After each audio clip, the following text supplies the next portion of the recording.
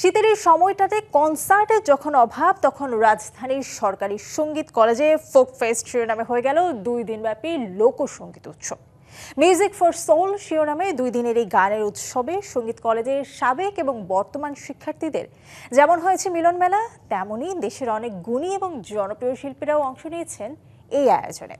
অনুষ্ঠানে দেশের বিভিন্ন অঞ্চলের খ্যাতিমান লোকশিল্পীদের পাশাপাশি সঙ্গীত কলেজের শিক্ষার্থীরা মঞ্চে পরিবেশন করেন ভাদু, টুসু, বারোমাইশা, ভাটিয়ালি, শাড়ি, বিচ্ছেদি, বাউল, বিয়ের গীত, ভাওয়াইয়া সহ সঙ্গীতের প্রচলিত এবং অপ্রচলিত ধারার অসংখ্য গান।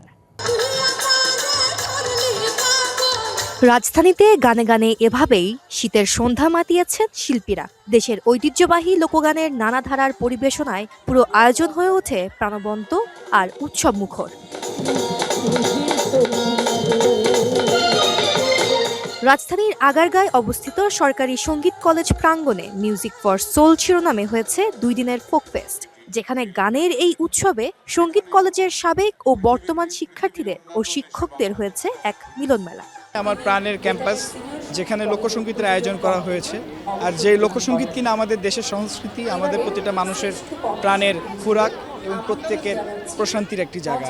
তো এরকম আয়োজন হলে অনেক ভালো লাগে আর কি। খুবই ভালো লাগছে, এইভাবেই বাংলা লোকগীতি এগিয়ে যাক, মানুষের মাঝে ছড়িয়ে পড়ুক। প্রাচীন যে আমরা লোকর যে বৈশিষ্ট্যগুলো, এই বৈশিষ্ট্যগুলো হচ্ছে আমরা তুলে ধরার জন্য প্রত্যেক লোকসঙ্গীত উৎসবের আয়োজন করা খুবই অসাধারণ লাগছে। আসলে প্রথমবার সরকারি সঙ্গীত কলেজের আয়োজনে ফোক ফেস্ট হচ্ছে, এটা আমাদের জন্য অনেক বড় পাওয়া। আর দেশের সংস্কৃতিকে বাঁচিয়ে রাখতে, লোকগানকে ধরে রাখতে, সামনের প্রজন্মকে জানাতে আমার মনে হয় এটার খুব দরকার।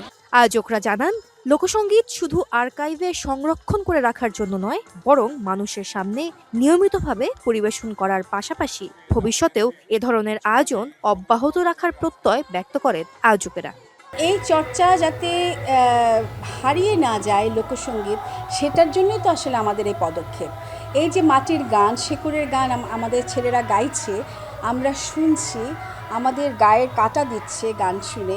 এই ফিলিংসটাকে উজ্জীবিত করাই তো সরকারি সঙ্গীত কলেজের এই ছাত্র শিক্ষকদের কাজ মেইনলি। এবং আমার মনে হয় আমরা সফলতা অর্জন করেছি এবং করব সামনে আরও বেশি। দেশে বিদেশে লোকসঙ্গীত এই চর্চাটা যাতে অব্যাহত থাকে, সেটাই আমাদের থাকবে, মোটিভ থাকবে। আর্কাইভ করা মানে কিন্তু সভ্যতার জড়রূপ। কোনো জিনিস কিন্তু আপনি আর্কাইভ করে ফেলেন, ওটা কিন্তু সভ্যতার জড়রূপ হয়ে যায়।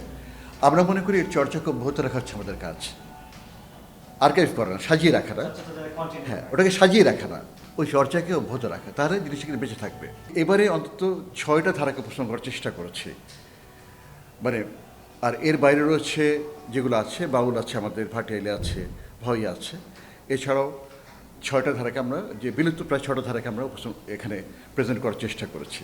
আসছে বছর ফের এমন আয়োজনের আশা নিয়ে পর্দা নেমেছে 2 দিনের এই গানের উৎসবে। সঙ্গীতা ইসলাম, ডিবিসি নিউজ, ঢাকা।